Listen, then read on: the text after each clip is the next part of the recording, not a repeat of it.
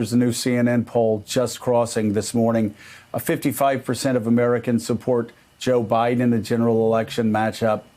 Only 41% support President Trump. He's down 5 percentage points. Joe Biden is up 5 percentage points. But listen to these numbers, Jonathan. Who's best leading the country through crisis? Joe Biden, 55%.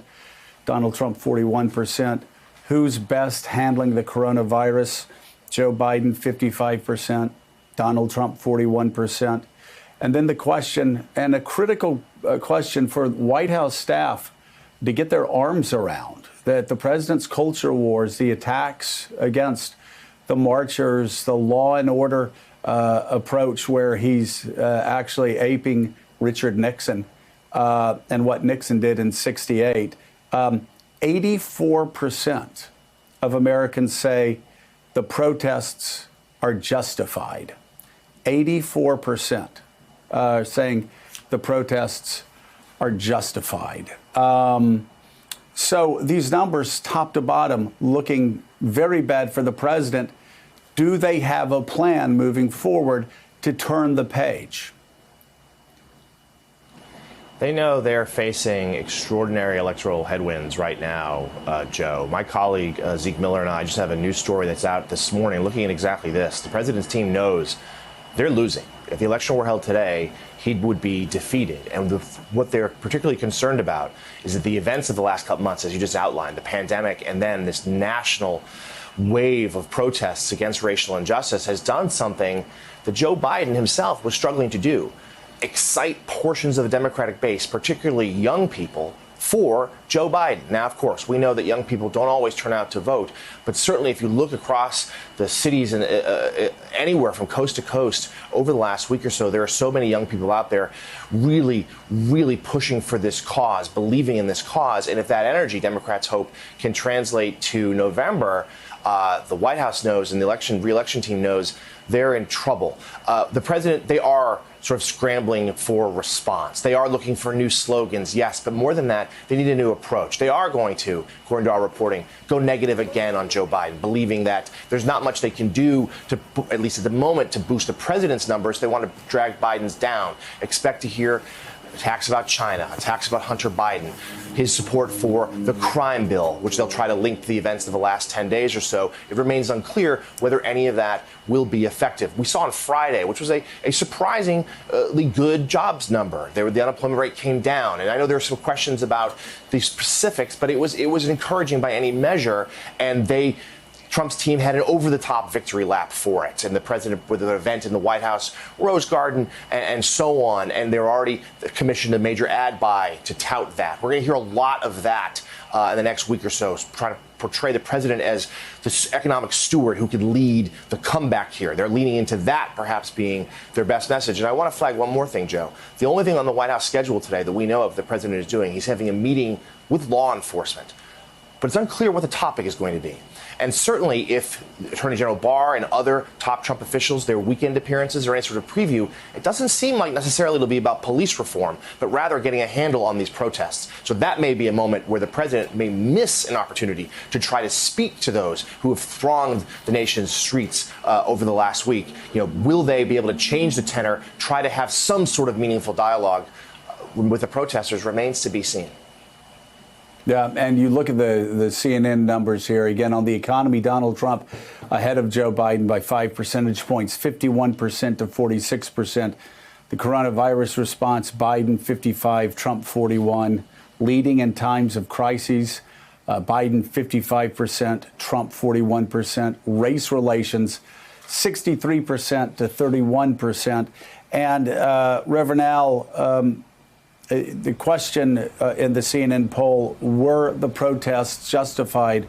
Are they justified? Again, the response, overwhelming. 84% of Americans are in support of those in the streets that are protesting for reform. When American people, or people in general, see the real issues, I think that they're inclined to do what is right, which is why many people that opposed a lot of the movements that we've been involved in try to distract them from the core issue. The president of the United States, in my opinion, just is tone deaf and is really incapable of dealing with the reality outside of the bubble that he's built around him. He missed it with the pandemic, where he denied its impact until March, and it was almost too late then, and really was too late to turn around a lot of the impact. And he's missed the fact that the people in this country and around the world saw an 8-minute, 46-second tape. And that is in their minds. Yes, they don't like the looting, but they saw the tape. He's meeting on how to dominate and suppress the reaction to the tape and never address the tape and never address the fact that some policemen, not all, not even most, but some policemen go overboard, and that needs to be dealt with. He always misses the point, and he will never, ever be effective until he addresses the point. Reverend Al, as we go to break, you bring up a great point that you and I have been talking about for some time, and we've been talking about on the show. Why don't we just end the segment once again putting, underlining and highlighting this, that most police officers do a great job and they focus on protecting and serving, but some do not, and some commit heinous acts. And we've seen many of those acts over the past week. And on the other side, the overwhelming majority of people in the streets are peaceful protesters, peaceful marchers, not using George Floyd's death as an opportunity to riot or to steal.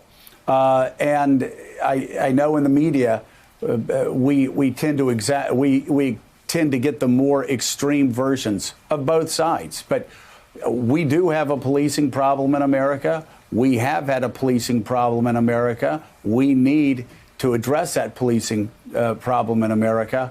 But with the recognition, as you said, Rev, and I don't want to put words in your mouth again, but as you said, that the majority of Americans, or the majority of police officers, law enforcement officers, are doing their jobs, are protecting and serving. It is a smaller number, though, like a smaller number of protesters who, unfortunately, are giving a bad name to the larger group. No, you're not putting words in my mouth. Those are the words you and I talk to each other in public and in private. I do not want the Floyd family, the Garner family, and others to be identified with people that would use this as an opportunity to be violent or to loot stores or anything, because that is not their movement, that is not their cause, and that's not who they are. At the same time, all policemen that go out every day to do their job, some at great risk to their lives, should not be painted as the people that would hold their knee to the neck of somebody for 8 minutes and 46 seconds. But they will be held to that image until we deal with this in a systemic way, just like we will be held to the image of the worst that would exploit a peaceful and necessary movement unless we denounce them. And people on both sides have to be unapologetic about saying that is not what I'm about, and we are going to stand against that. And until the president and law enforcement stands against the bad actors on that side, and we in leadership on our side, we will never be able to heal this nation, because in order to heal, you must identify where the injury is and the poison in the wound. Exactly. And still ahead on Morning Joe, the mayor of Washington, D.C., Muriel Bowser, joins the conversation. You're watching Morning Joe. We'll be right back. Thanks for checking out MSNBC on YouTube, and make sure you subscribe to stay up to date on the day's biggest stories. And you can click on any of the videos around us to watch more from Morning Joe and MSNBC. Thanks so much for watching.